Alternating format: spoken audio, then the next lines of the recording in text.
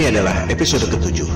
Pada 6 episode sebelumnya, kita sudah menjawab 9 dari 10 argumen yang selama ini membuat kita yakin bahwa bumi berbentuk bola.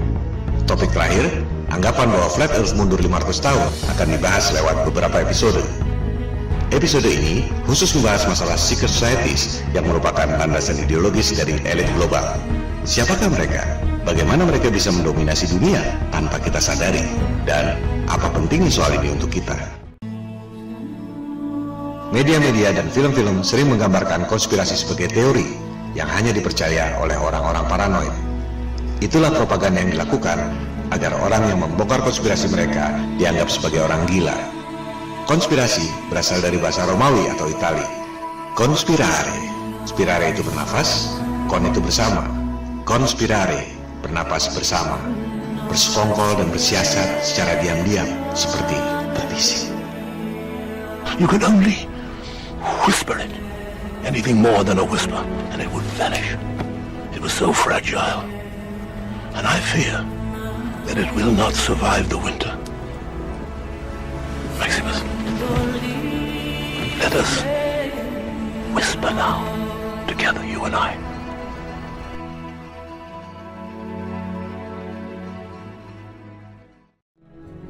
Istilah konspirasi populer lewat peristiwa tewasnya Julius Caesar. Ia ditusuk belati oleh 13 orang pengikut setianya yang sebelumnya merencanakan secara diam-diam. Conspirare, bernapas bersama. Konspirasi adalah khas perilaku secret societies yang gemar menyimpan rahasia di tempat ramai melalui kode-kode dan berbagai simbologi. Konspirasi dan secret societies adalah nyata, bukan teori. Mari kita dengar pidato Presiden Jeff Kennedy tentang konspirasi dan secret societies. The very word secrecy is repugnant in a free and open society. And we are, as a people, inherently and historically opposed to secret societies, to secret oaths, and to secret proceedings. For we are opposed around the world by a monolithic and ruthless conspiracy that relies primarily on covert means for expanding its sphere of influence, on infiltration instead of invasion, on subversion instead of elections, on intimidation instead of free choice. It is a system which has conscripted vast human and material resources into the building of a tightly knit, highly efficient machine that combines military, diplomatic, intelligence, economic, scientific, and political operations. Its preparations are concealed, not published. Its mistakes are buried, not headlined. Its dissenters are silenced, not praised. No expenditure is questioned, no secret is revealed. That is why the Athenian lawmaker Solon decreed it a crime for any citizen to shrink from controversy. I am asking your help in the tremendous task of informing and alerting the American people, confident that with your help, man will be what he was born to be, free and independent.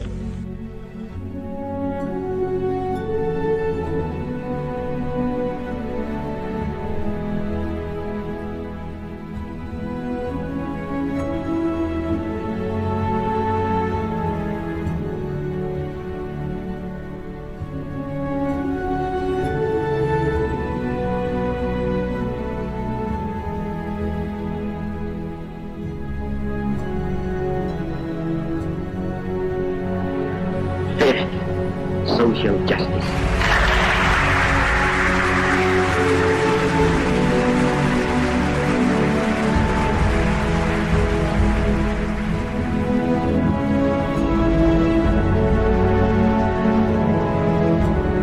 I hate imperialism. I detest colonialism.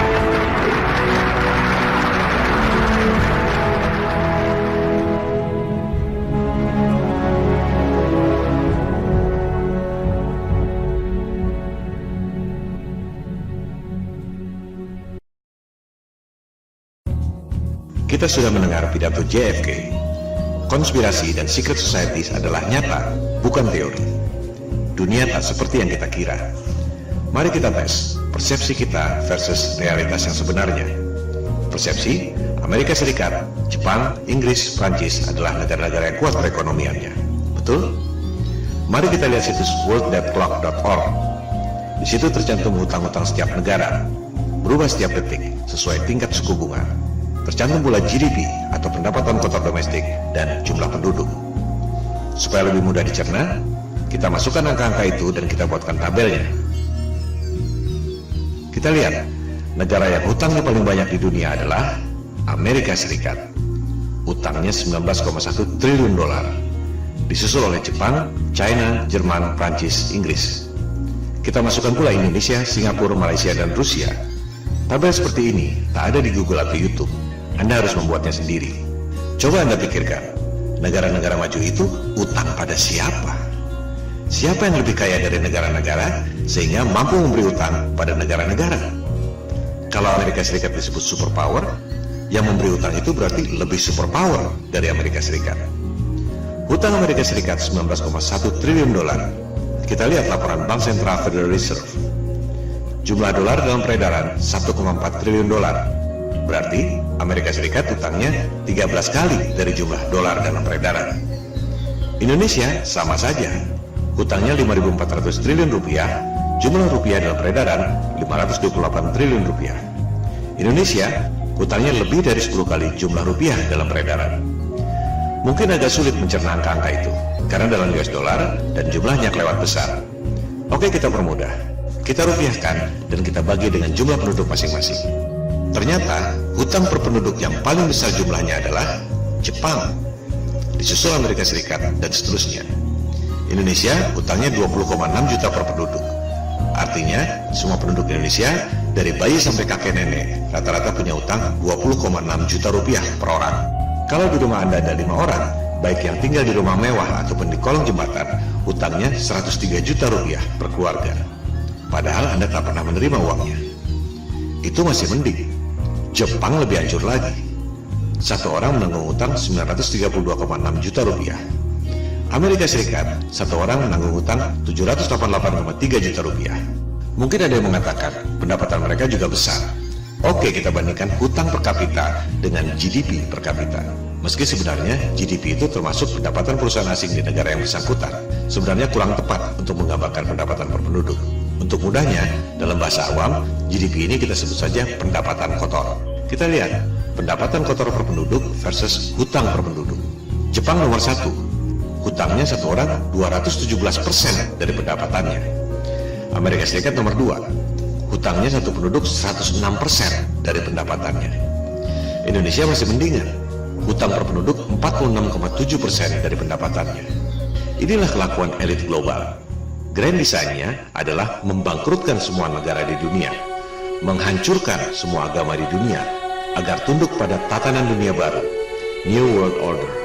Mereka sudah melakukan ini selama 250 tahun terakhir. Mereka percaya bahwa mereka adalah orang-orang terpilih yang mendapat pencerahan dari Lucifer, sang iblis. Mereka percaya bahwa mereka ditakdirkan untuk menjadi Tuhan di dunia, dan umat manusia sedunia lainnya menjadi budak-budaknya. Ideologi ini sudah ada sepanjang sejarah umat manusia. Mereka adalah titisan doktrinal dari Raja Nimrod yang membangun menara Babel menjulang tinggi ke langit untuk menantang Tuhan yang menciptakan banjir Nuh. Cara mereka memandang dunia dan kehidupan sangat beda dengan kita. Yang kita bilang iblis, mereka bilang Tuhan. Yang kita bilang pembunuhan yang keji, mereka bilang ritual kurban yang suci. Mereka adalah antitesis dari kita. The Antichrist, bahasa Arabnya Al-Masih Ad-Dajjal. Alirannya disebut Freemason, New Age. Dulunya disebut Mystery School. Itulah cikal bakal secret societies, bersembunyi di tempat ramai, seperti iblis di kegelapan yang siap memaksa manusia. Tokoh Mystery Schools modern yang paling berpengaruh ajarannya adalah Madame Blavatsky, seorang cenayang asal Rusia. Anda lihat judul bukunya, The Secret Doctrine, gabungan dari sains, agama, dan filsafat. Anda ingat Hitler mengatakan bangsa Jerman adalah bangsa pilihan keturunan bangsa Arya? Pernahkah Anda pikir bagaimana mungkin orang bule Jerman mengaku keturunan bangsa Arya, bahasa Sanskerta? Jika Anda perhatikan, bahkan logo Nazi pun bernama swastika, Sanskerta. Itulah pengaruh Blavatsky. lewat bukunya The Secret Doctrine. Nazi didirikan oleh Thule Society, penganut aliran mistik Blavatsky. Jika di Jerman aliran Blavatsky berkembang menjadi Thule Society, pendiri partai Nazi, di Amerika Serikat ajaran Blavatsky berkembang menjadi sekte The Order of Death. Simbolnya tulang tengkorak. Oleh sebab itu, orang lebih mengenalnya dengan sebutan sekte Skull and Bones. George Bush, baik yang senior maupun yang junior, dua presiden Amerika Serikat, adalah anggota sekte Skull and Bones di Yale University. His name in the Yale University Secret Society Skull and Bones, better known to you as President George Bush.